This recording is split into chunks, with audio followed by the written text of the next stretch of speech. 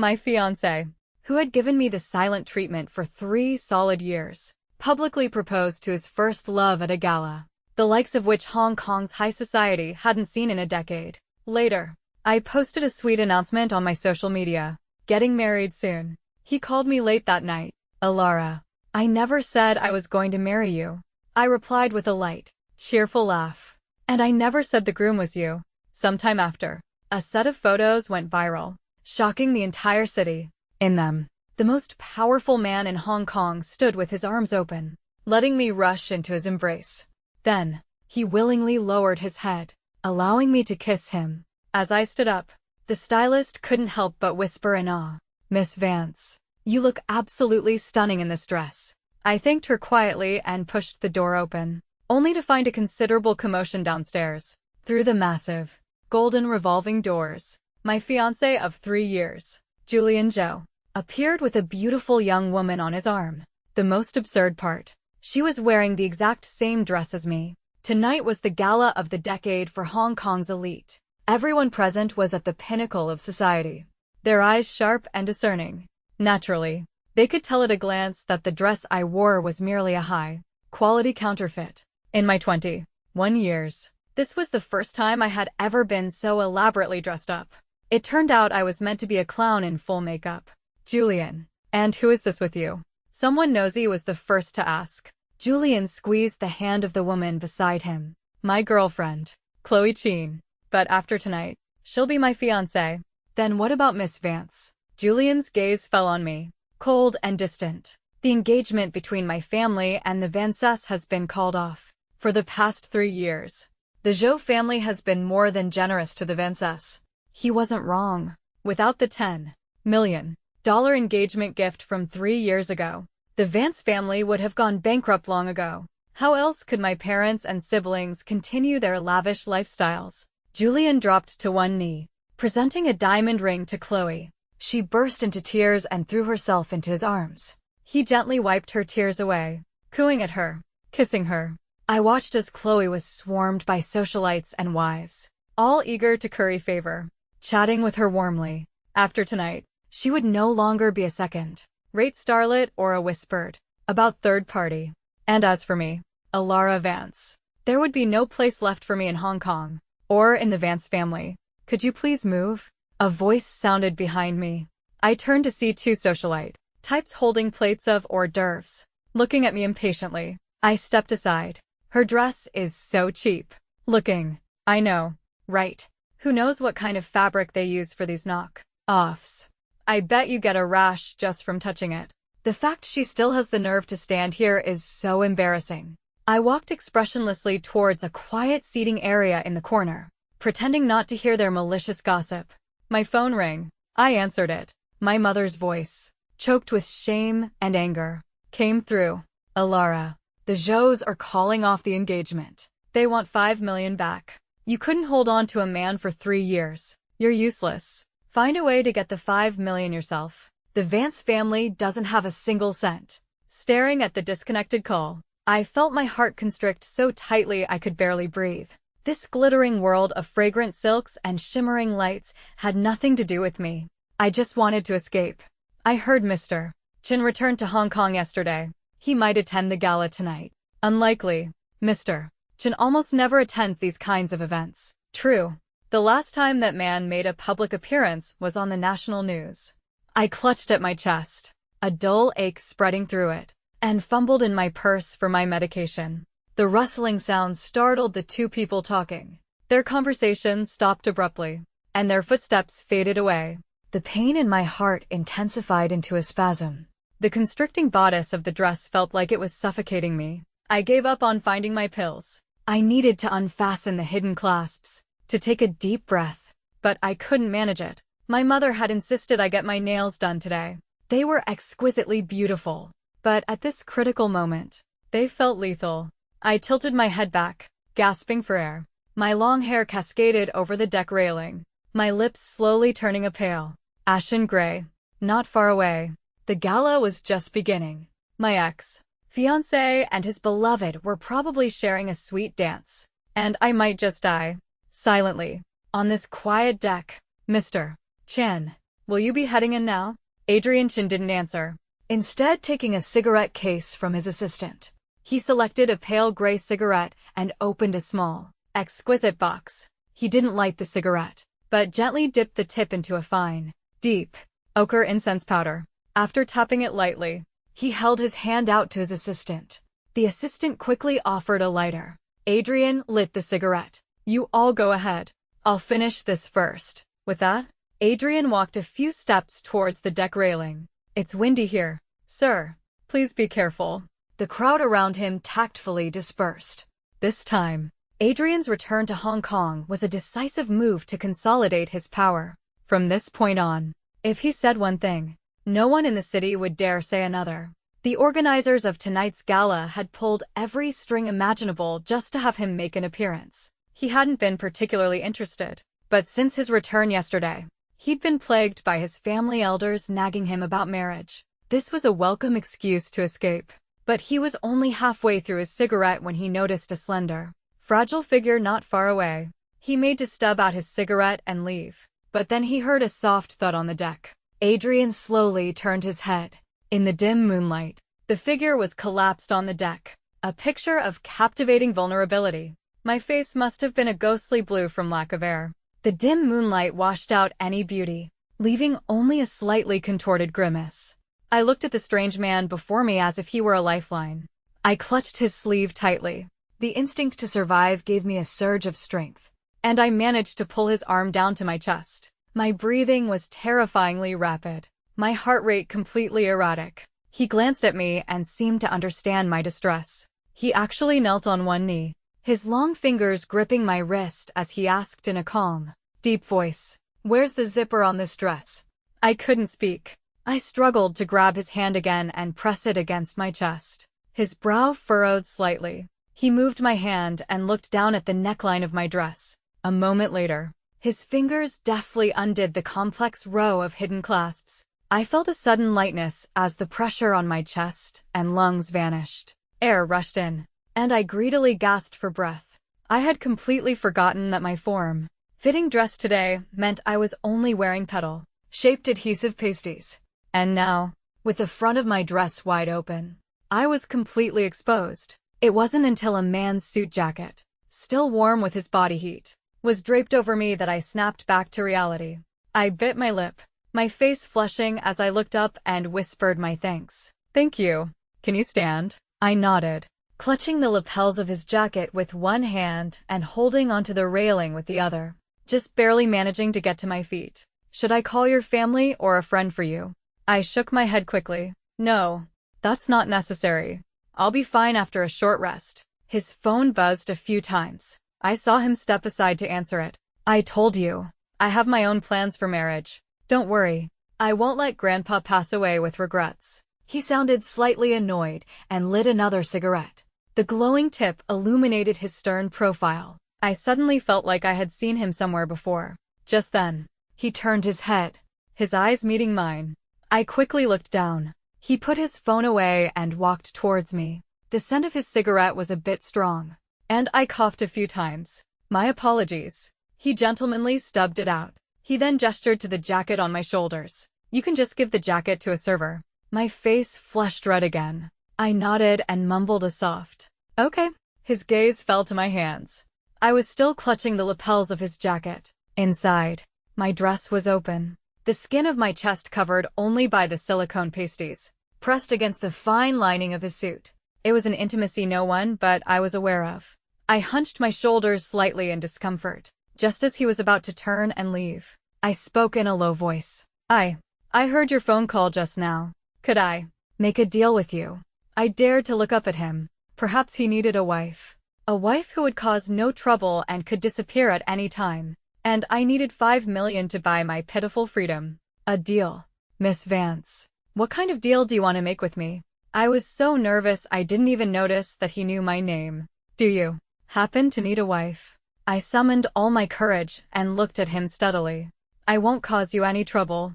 I will do my utmost to cooperate with you. And of course, when you no longer need me, I will never bother you." He looked at me under the moonlight. A silver gray shirt and dark trousers hugged his lean but strong frame. His features weren't sharp, but his jawline was severe. I saw the watch on his wrist. It was probably worth more than the entire luxury yacht we were on. What are your terms? I froze for a moment, then spoke with a slow, mortifying honesty. I need 5 million. What for? I lowered my lashes, not daring to meet his eyes, but in front of a stranger. It seemed I could be bold enough to reveal my own pathetic and helpless state. My fiancé is calling off the engagement. I need to return half of the engagement gift. 5 million. I can't afford it. Calling it off. He suddenly looked at me, his gaze surprisingly sharp. Yes. Calling it off. I let out a small laugh and lifted my face. The sea breeze tangled my hair. I looked out into the deep darkness of the night. I have nowhere else to go. Sir, I accept your deal, but I have one condition. I looked at him, my eyes wide with disbelief. Sir, we get the license within 3 days. That's so soon. You heard my call. My grandfather isn't well. He's anxious to see his granddaughter. In law. He finished and raised an eyebrow at me. Is that inconvenient? I shook my head quickly. No, not at all.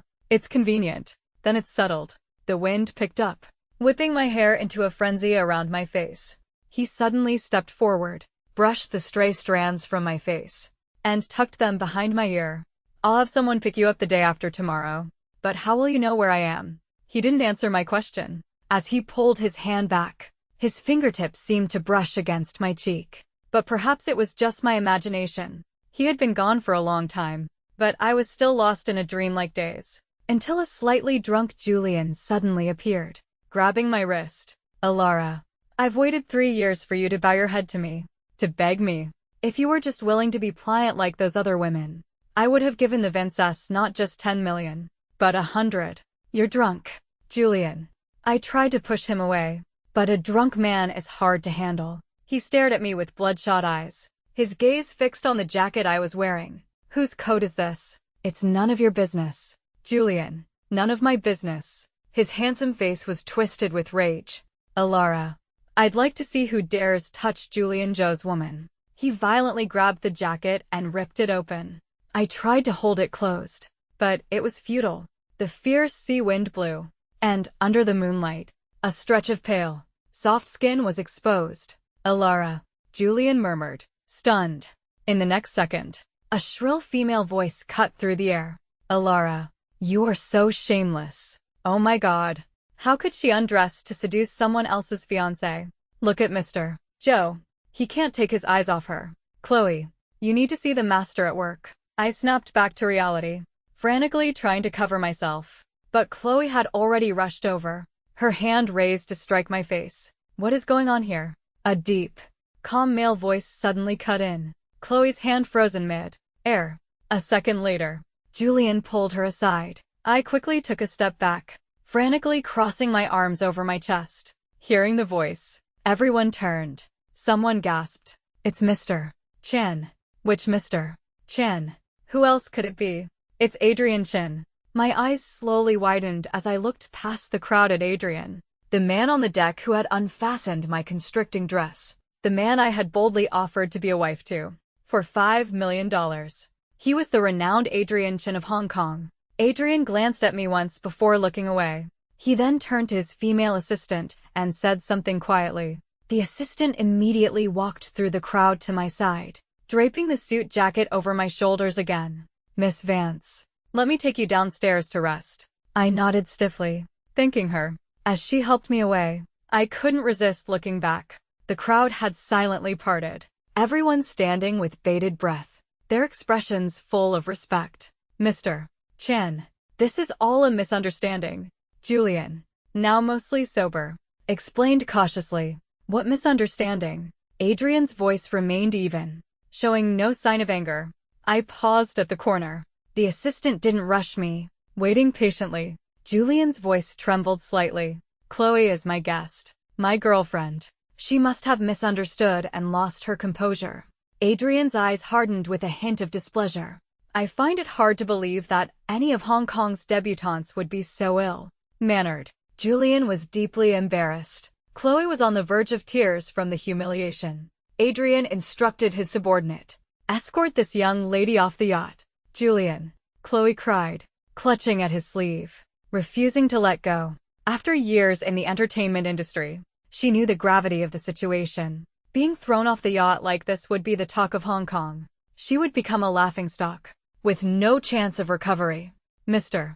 Chen, Chloe knows she was wrong. Please, give her another chance. Adrian gave him a cool look. Young Master Zhou is more than welcome to leave with her. Julian fell silent and pulled his hand away. Chloe was quickly escorted off the yacht.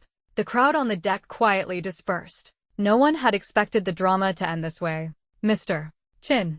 The assistant's voice pulled me from my thoughts. I turned in surprise to see Adrian walking towards me. He waved the assistant away and asked me in a warm voice, "Alara, were you frightened?" I shook my head, stunned. No, I wasn't. Let me take you home to rest. Adrian raised a hand and gently took my wrist. Is that okay? My head was spinning. I nodded dazedly and let him lead me away. But after just 2 steps, I felt something cool slip from my chest. I stopped, and a nude, petal-shaped pasty fell from under the hem of the jacket. Adrian turned back, his gaze following mine to the pasty on the floor. I was so embarrassed I wanted the ground to swallow me whole. But he simply bent down, his expression unchanged, and picked it up. He folded it neatly and tucked it into his trouser pocket before gently reassuring me. It's dirty. You can't use it again. I'll have someone bring you some clean clothes in a moment. My face was burning hot. I could only manage a tiny mm. Let's go. Adrian took my hand again. The corridor wasn't long, and we soon reached a private lounge. He saw me inside and then left for a meeting. I sat alone in silence for a while before I finally calmed down. But once I was calm, a belated thought struck me. At first, Adrian had called me Miss Vance, but just now, he had called me Alara. He knew my name, knew who I was. The female assistant brought a fresh set of clothes. I took a shower and changed. I carefully folded Adrian's suit jacket and placed it in a bag, intending to have it dry, cleaned before returning it. Mr. Chen said that if you wish to leave, Miss Vance, I am to escort you personally. The assistant, a very capable woman in her late 30s or early 40s, told me, please, could you tell Mr. Chen that I'll take his jacket to be dry, cleaned first. That's not necessary, Miss Vance. You can just give it to me. I didn't insist. I handed her the bag and asked, as if casually, how does Mr. Chen know my name? The assistant just smiled. That's Mr. Chen's private matter. As I disembarked, my phone buzzed with a text from an unknown number. Alara, this is Adrian Chen. Please save my number. I stared at the message for a long moment before pursing my lips and replying, okay, saved. I'll have someone pick you up the day after tomorrow. Get some rest. Okay. He didn't text again. When I arrived back at the Vance house, it was very late, but everyone was awake. The lights blazing, the atmosphere heavy and oppressive. The moment I walked in, my mother stood up. Alara, have you figured out what to do? What did you do? Why did you make young Master Zhou so angry that he wants to break the engagement? That's right.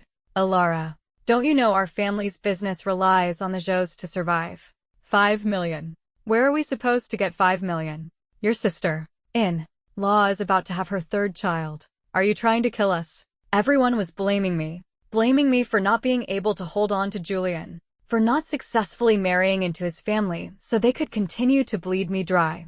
But when they pushed me, their sickly younger daughter, forward to spare their healthy elder one, did they ever ask if I was willing? When they took the Zhou family's $10 million gift to fill their deficits and maintain their luxurious lifestyle, did I ever see a penny of it? Now the Zhous wanted to call it off, and they wouldn't part with a cent of the 5 million, expecting me to bear the burden alone. Fine, I would bear it, but after I did, I would no longer be a part of the Vance family. Alara, say something, my sister-in-law said, standing up and giving me a slight push. The 5 million. I've already found a way. You really have a way. I saw my mother's eyes light up instantly. It's just, it might damage our family's reputation. What do you mean by that? I gave a very faint smile. At the gala tonight, I met a wealthy businessman from the Philippines. When he heard about my predicament, he offered to pay the 5 million for me. But he has a wife and children, so I can only be his mistress. I really had no other choice. So I agreed. But this way, we'll be seen together. And our relationship will be impossible to hide. How could you do something so shameless? Exactly. The Vance family is a scholarly family. Our ancestors were scholars and officials. Alara, if you become a mistress, you'll disgrace generations of our family. Then what do you suggest? Why don't you sell some of your properties and give the 5 million to the Joes? For a moment, no one spoke. The room was silent. Alara, my father, who hadn't spoken until now, finally said, the 5 million to the Joes must be paid, and the Vance family's reputation cannot be tarnished. I let out a deliberate, cold laugh. Then you might as well just disown me. My sister, in-law muttered under her breath, clutching her stomach. At least you have some sense. Let's do this. My father decided. The Vance family would publicly announce they were severing ties with me. But it would just be for show. I would still be their daughter. They wouldn't truly disown me. I knew. Of course. This was just a trick to placate me. The moment the 5 million was sent to the Joes, I would be kicked out. But they didn't know that was exactly what I wanted. The next day at 9 in the morning, I received a call from Adrian Chin. Alara, check your text messages. The money should have arrived. I quickly opened my messages. Sure enough, there was an incoming transfer from 10 minutes ago. I've received it. You're handling the engagement termination today. I'll have a driver pick you up. Adrian, can I ask you for a favor? Go ahead. Could we not let anyone else know about our marriage for now? I didn't want my greedy, parasitic family to latch on to Adrian and cause him unnecessary trouble. You don't want people to know. No, it's just for now. Is that okay? Fine. I'll arrange for someone else to pick you up. Once the 5 million was returned to Julian and the Vances had publicly disowned me, I would fully cooperate with whatever Adrian wanted, whether it was a public marriage or a secret one. By then, because of the disownment, the Vance family would have no way to bother him. After transferring the money to Julian's account, I took a screenshot of the receipt. As Julian's call came in, I found the notice of my disownment in the classified section of the newspaper.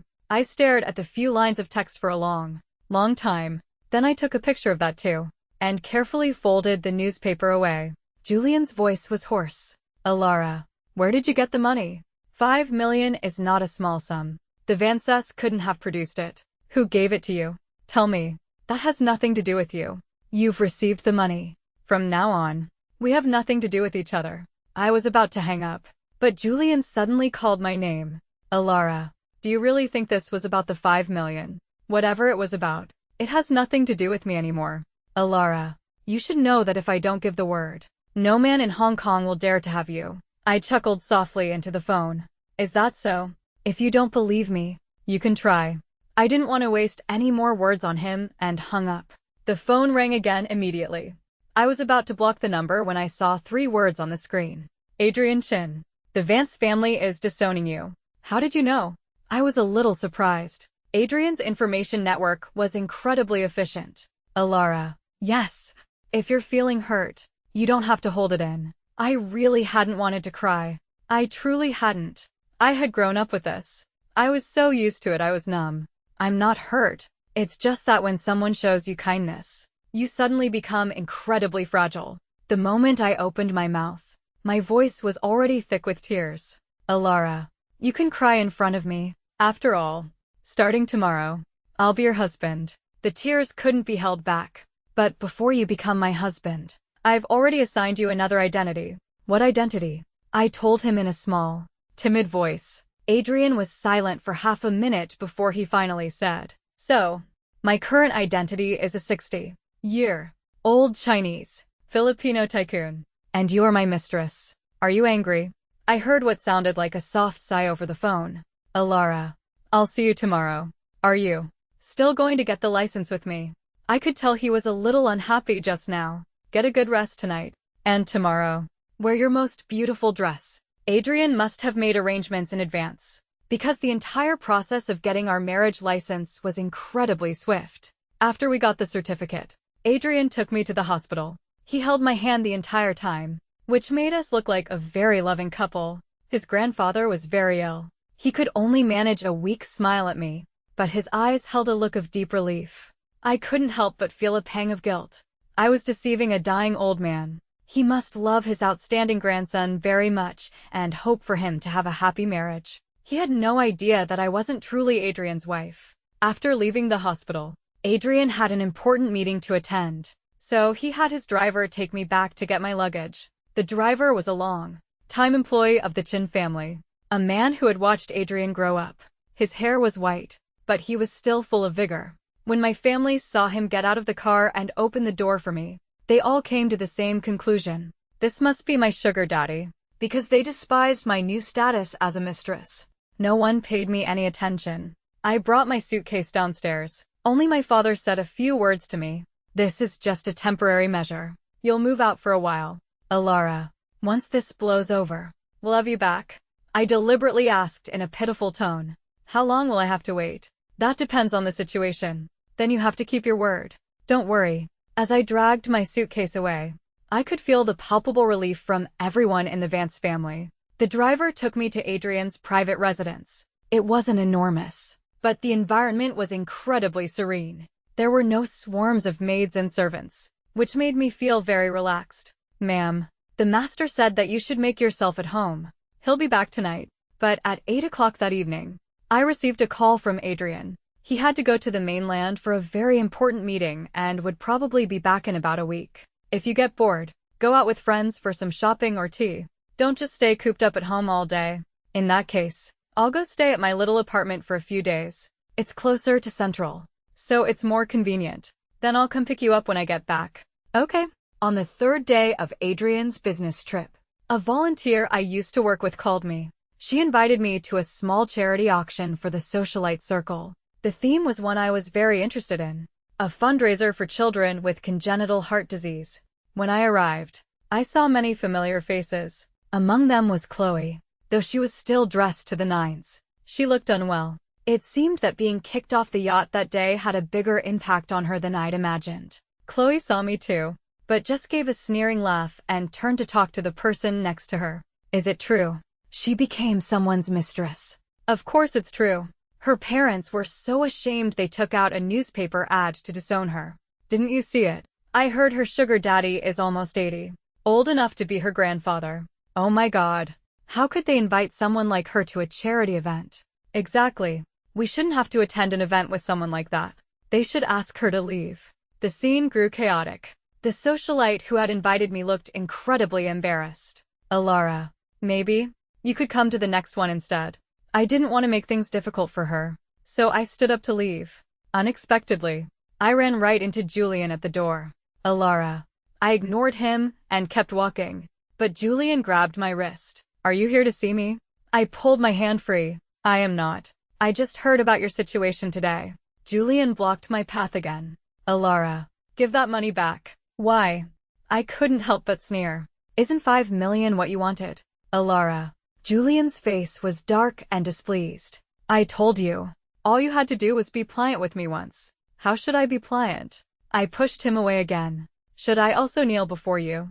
Like a dog, thanking you for your generosity. It was laughable. No one knew that the seemingly refined young master Zhou's favorite pastime was using his money and power to degrade people.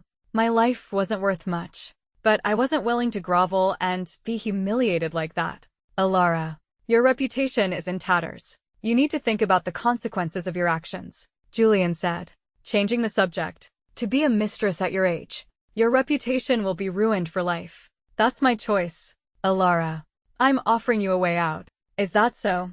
Well, I don't need it. I walked around him and continued towards the exit. Julian's voice followed me, low and deep. Alara, I'm only giving you one chance. Think it over, and then come find me. I didn't look back, but that evening, I got a call from my landlord. He ordered me to move out immediately. I didn't argue. I packed my belongings and went downstairs. I never expected to see Adrian's car waiting for me. The driver got out and took my suitcase. Ma'am, the master sent me to pick you up. Adrian, is he back? The master's flight lands tomorrow morning. My eyes suddenly stung. Is his work all finished? He was supposed to be gone for a week. But it had only been 4 days. The master was worried you'd be upset. He was concerned. I'm fine. Really. His work is important. He shouldn't have cut it short for me. I sat in the car, my mind a jumble of emotions. I couldn't quite describe the complex feeling. It was as if a poor soul, abandoned by the whole world, had suddenly been given a gold mine. When we arrived at Adrian's residence, I had just gotten back to my room when his call came through. Alara. Adrian's voice was still laced with fatigue. I suddenly felt a wave of shame. To escape my family, I had deliberately tarnished my own reputation. His work was so demanding, and yet I was constantly causing him trouble. If I had just stayed quietly at his home, none of this would have happened. Adrian. I'm sorry. Alara. Adrian sounded a bit helpless. I'm not blaming you. Forget it. We'll talk properly when I'm back tomorrow. After we hung up, a new friend request popped up on my social media. It was from Adrian. I accepted. His feed had only one post. From 3 days ago. It was a single photo. Our marriage certificate. I couldn't see what his friends had commented below. Only his 2 replies. Yes, I'm married. Let me introduce you. My wife, Alara Vance. That night, I also made a post. Just 4 simple words. Soon to be married. Many people left comments and called me. When I answered one call, it was Julian's voice. What? You've thought it over. I said I'd give you a chance. But I never said I would marry you. I couldn't help but laugh. And I never said the groom was you. You're going to marry that old man. Alara. You'd rather debase yourself like this, willingly becoming the mistress of a married man. I hung up and blocked his number. That night, my mind was filled with so many thoughts. I tossed and turned, unable to sleep. I only drifted off as dawn was breaking, so I had no idea that Adrian had come home. When I opened my eyes and saw a figure emerge from the bathroom, I was so startled I almost screamed, my heart leaping into my throat. It's me, Alara. It's Adrian. Don't be afraid. I pressed a hand to my racing heart, my face still pale. Adrian pulled me into his arms, gently stroking my back. Breathe slowly. Don't be tense. Relax. It's okay. Alara. I buried my face in his chest, and after a while, my breathing slowly returned to normal. Once I had calmed down, I suddenly realized that I was only wearing a silk nightgown, and Adrian, fresh from a shower, was shirtless, wearing only a pair of sleep trousers. I'm okay now, I said in a small voice, my face flushing as I gently moved out of his embrace. I'm sorry I scared you. Adrian smoothed my messy hair. Why did you sleep so late? I had a bit of insomnia last night. I felt a little awkward. My nightgown was thin, and I never wore a bra to sleep. Just now, he had held me so tightly, only a single layer of fabric between us. My face felt like it was on fire. I clutched the blanket, wanting to wrap myself in it, but that felt too obvious. Just as I was trying to figure out what to do, Adrian gently helped me lie back down. Sleep a little longer. It's almost noon anyway. We can just have lunch. He naturally pulled the thin blanket up for me. I'm going to the study for a bit. I'll come get you later. Watching him leave, I let out a sigh of relief. During the day, it was fine. He spent most of his time in his study, busy with work. But at 9 o'clock that night, he returned to the master bedroom and showed no signs of leaving. Honestly, I had thought about the marital duties that came with marriage. After all, I had promised to cooperate with all his needs. I watched Adrian come out of the bathroom. After a long hesitation, I finally asked softly, "Are you sleeping here tonight?" Adrian glanced at me but didn't say anything. My mind raced. Maybe Adrian only needed a wife in name only. Maybe I was overthinking things. I grabbed a pillow and got out of bed, testing the waters. Well, in that case, I'll go sleep in the guest room. He still said nothing. I hugged my pillow, turned, and started walking towards the door. After a few steps, a pair of arms wrapped around me from behind. Didn't you say you would fully cooperate with my needs? Mr. Chin. My back was pressed against his firm chest. I could feel the powerful beat of his heart. The heat from his skin seemed to be rising, making me feel dizzy. Adrian lowered his head, his fingers brushing aside the hair curling at my neck. Alara, you are my wife now. I leaned back into his embrace and gently closed my eyes. My whole body went soft as he lifted me and placed me on the plush bed. When he leaned down to kiss me, my fingers gripped his forearm tightly. My heart was pounding, and it felt like it was being starved of oxygen. The kiss, inevitably, became fragmented and breathless. Tell me if you feel any discomfort. Adrian touched my flushed cheek. Only when my heart rate had calmed down did he proceed. There were several times I genuinely thought I was about to suffocate, but Adrian would always stop, exercising incredible self-control. I could feel the taut muscles in his body trembling faintly. Beads of sweat from his forehead fell onto my chest, searing hot. His heart was beating just as furiously, his breathing just as ragged. I was uncomfortable, but he seemed to be suffering even more. Alara. His voice was hoarse as he leaned down to kiss my face gently. Feeling better. I shook my head, then nodded. My eyes were a hazy mist, and my hands, at some point, had wrapped tightly around his neck. It felt like I was pushing him away, but it was more of an invitation.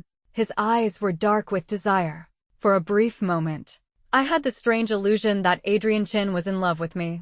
Alara, he whispered, leaning down again, his movements becoming more insistent. At the very end, I think I lost consciousness for a couple of seconds, but it wasn't the painful blackness of my past episodes. Instead, my whole body felt like it was floating on clouds, enveloped by their soft embrace, until Adrian gently woke me. Alara, are you uncomfortable anywhere? I shook my head again, but this time I reached out and wrapped my arms around his waist. A woman seems to have a natural dependency on her first man. Adrian pulled me into his arms. Rest for a bit. Then we'll take a shower. As he spoke, his fingers rested over my heart. Is your heart okay? It's fine. I thought about the times he had paused. I couldn't help but ask in a small voice. Adrian, was that uncomfortable for you? He cupped my face and kissed me, his voice deep and husky. If you keep asking, it's really going to get uncomfortable. No more. Okay, no more. But he didn't let me go. I just want to kiss my Alara. I fell silent, letting him kiss me obediently. My mind drifted, thinking, when he called me Alara like that, it sounded so incredibly fond. But a man as serious and self-disciplined as him would probably only ever say it like that in the bedroom. I never got a chance to test that theory. The next morning, Adrian was gone early again. I knew he was extremely busy. A man in his position had countless matters to attend to. So I stayed home obediently, trying not to cause him any more trouble, though I didn't go out. The days were remarkably peaceful and quiet. It was the first time in my 21 years that I had ever felt the beauty of a tranquil life. I didn't have to worry about being sold off like a commodity by my family. I didn't have to grieve over the favoritism of my parents and relatives. I didn't have to think about anything, just do things that made me happy. I even started playing the piano again, an instrument I had abandoned for years. I bought an online oil painting course and began to learn. After about a week of this reclusive life, Adrian suddenly called me one afternoon. He said there was a banquet that evening and asked me to attend. He had already prepared a gown and jewelry, and a team of stylists would be arriving at the house shortly. Will you be there tonight? I'll come find you as soon as I'm finished with work. What kind of banquet is it? Is it absolutely necessary for me to go? It's a charity fundraising gala for children with congenital heart disease. I thought you would want to go. My heart stirred. The last charity fundraiser I'd tried to attend, the one where Chloe had maliciously spread rumors about me, had also been for children with heart conditions. So Adrian had remembered. Because of my own heart condition, I had always paid close attention to this cause. I remembered how, even after my engagement to Julian, I had steadfastly continued my monthly volunteer work, visiting sick or disabled children at the orphanage. Julian had once sneered at me. You're quite skilled at this kind of self-serving publicity.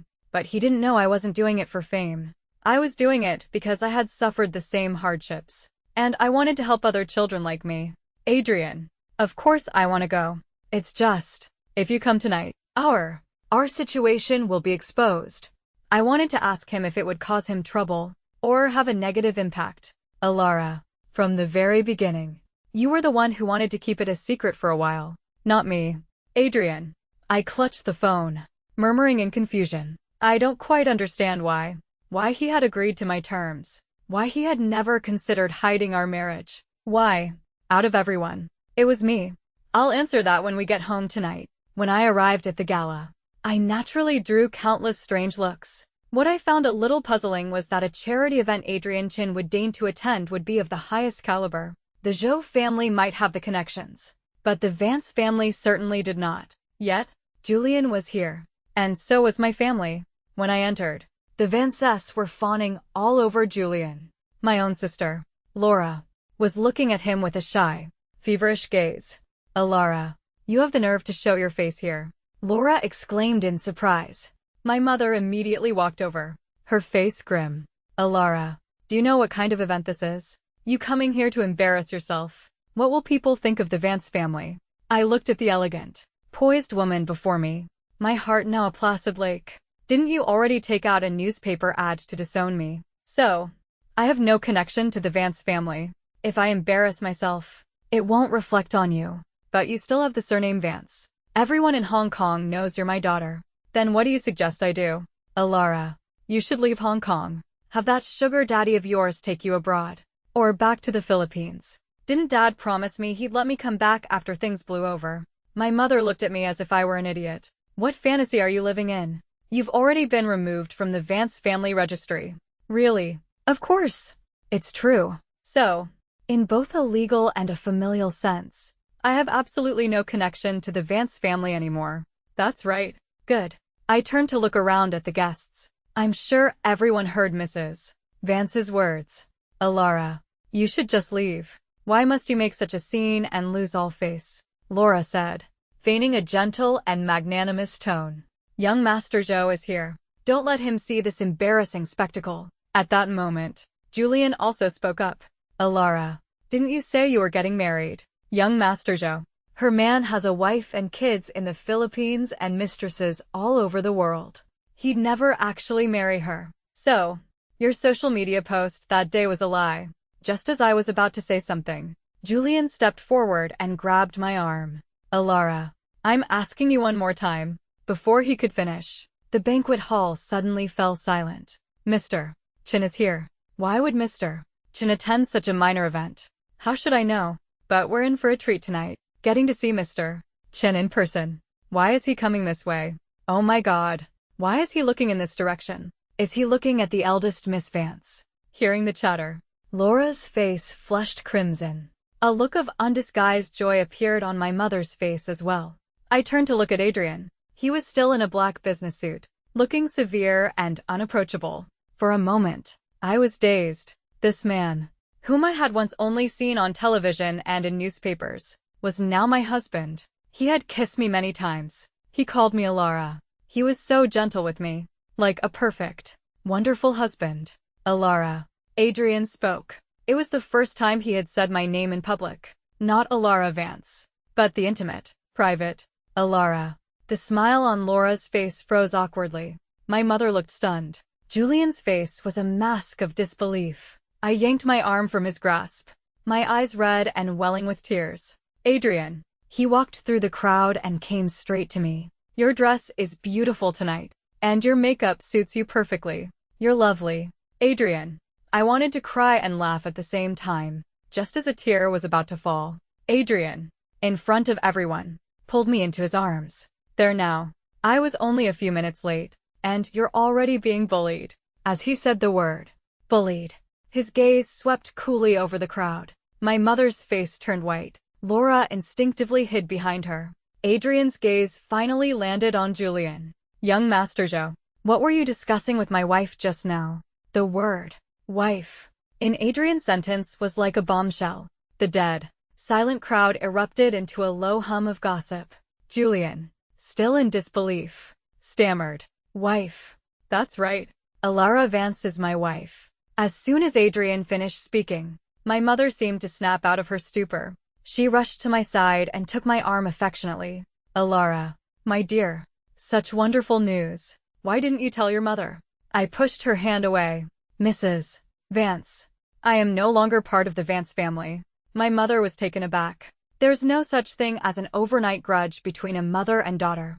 We can talk through our misunderstandings. I shook my head. There's nothing to talk about.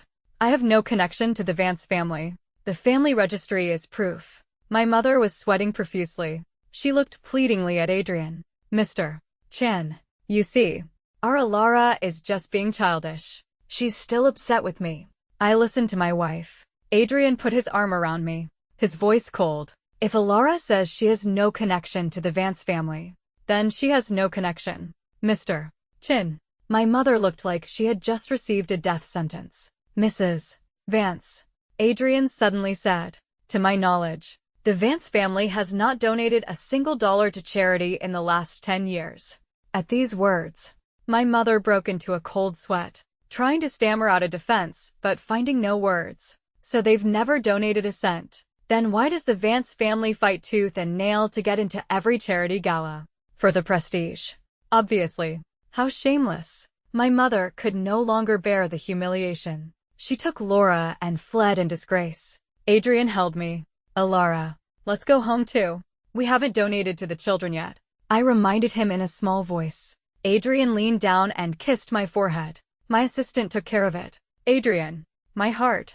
I can't take it. In the dim room, I felt waves of dizziness wash over me. The familiar feeling of oxygen deprivation returned. I gripped his arm, turning my face to the side to gasp for air. Adrian lowered himself, his forehead resting against mine. Alara. I could feel how much he was struggling. And yet, my own body was so infuriatingly weak. Adrian, maybe you should marry a healthy wife. Alara. Adrian's eyes were uncharacteristically serious. There is no shortage of healthy women in the world. But I'm like this. What's wrong with being like this? He brushed the sweat, soaked hair from my forehead. Alara. In my eyes, you are the best. Adrian. Your health is poor. So we'll nurse it slowly. We'll find a cure. If Hong Kong can't cure it, we'll go to Beijing, Shanghai, or abroad. And if it still can't be cured, Adrian leaned down and kissed me with infinite tenderness. Then I will practice abstinence and cultivate my character. It will be good for managing my family and the country. As the new year approached, Adrian finally had some free time. He took me to Beijing, where the best cardiac surgeons in the country were said to be. I was nervous as we went for the check. Up. We'll do our best and leave the rest to fate. Adrian said, habitually tidying my hair. Go on. I'll be right here waiting for you. After all the detailed and professional tests were done, the white-haired old specialist looked at me with a great deal of sympathy. I've looked at your reports. You have a relatively mild form of congenital heart disease. If you had undergone surgery as a child, you would have made a full recovery long ago. I stared at the doctor in disbelief, shaking my head. Doctor, are you mistaken? My whole life, my family told me my condition was incurable. They took me to so many hospitals, and they all said the same thing. Eventually, I refused to go to hospitals anymore. I couldn't bear to hear myself being handed a death sentence over and over again. They told me the only way was to spend a fortune to carefully manage it, that my surviving to adulthood was all thanks to them. When Adrian pulled me into his arms, I realized that tears were streaming down my face. They lied to me, didn't they? Why would they lie to me? Why would they do this to me? If they didn't want to pay for my treatment, they could have abandoned me, given me away. Why did they have to lie to me? For so many years. Alara, don't think about these things anymore. You can get better. That's more important than anything else. Do you understand? I just don't understand. Adrian held me tighter. Then don't think about things that have no meaning. We look forward. Alara, we don't look back. When spring arrived, Adrian came to take me back to Hong Kong. I had been discharged from the hospital, my body well on its way to recovery. Several days prior, his grandfather had been in critical condition, and Adrian had rushed back to the hospital overnight. He had only been able to relax when the old man pulled through once more just the day before. We hadn't seen each other for a full 2 weeks. Adrian got out of the car but didn't walk towards me. We had made a promise. The next time we met, I would run to him, like any healthy girl. He opened his arms. I lifted the hem of my skirt and ran down the steps, through a garden of green and yellow, flying through the spring breeze. For the first time in 21 years, I ran like this. Even the slightly chilly spring wind felt warm. I threw myself into his arms, heedless of everything. I tilted my face up to kiss him, but I was wearing flat shoes today, and he was so tall. I could only stand on my tiptoes, but he lowered his head and met my kiss. It had been almost a year since I married Adrian, but that night was the first time I had ever seen him let himself go completely. He kissed the scar on my chest. The mark from the surgery was still clear, a little ugly. I didn't want him to see it and raised my hand to cover it, but Adrian wouldn't let me. Is it very ugly? It's as beautiful as it was that first night. So you were after me from the very beginning. No. Much earlier than you think. When was that? Had you seen me before? Alara. Are you sure you want to be reminiscing with your husband at a time like this? Adrian pinned my hands and leaned down again. Adrian. I'm so dizzy. I can't breathe. I tried my old trick. Of course. He didn't believe me. But he still stopped at the most intense moment. My heart was beating fast. But it no longer felt like it was being torn apart. The only thing surging through my chest was an irrepressible tide of passion. I wrapped myself around him, gently biting his chin. Adrian, you don't have to worry about my body anymore. From now on, you can do whatever you want. I had seen Adrian looking serious and focused while giving a report at a summit. I had seen him in his office, switching flawlessly between English, French, and Cantonese in international meetings. At home, he had a relaxed and easygoing side. Even the maids dared to joke with him. But the moment he dropped his smile, everyone around him would fall silent. And the man before me now, his eyes held a clear desire and a powerful possessiveness. He let himself sink into passion, falling with me into the mortal world. In the endless pleasure, he seemed even more unrestrained, more invested than I was. I used to not understand why my own family would treat me so cruelly. Only later did I understand. The suffering and grievances of those 21 years were only to allow me to meet Adrian Chin again. Adrian, did you always? It was the first time I had asked. I hadn't even finished my sentence. But Adrian seemed to know what I was going to ask. His lips were at my ear. His warm fingers intertwined tightly with mine. I heard his voice, husky and low, irresistibly alluring. Alara, I'm in love with you.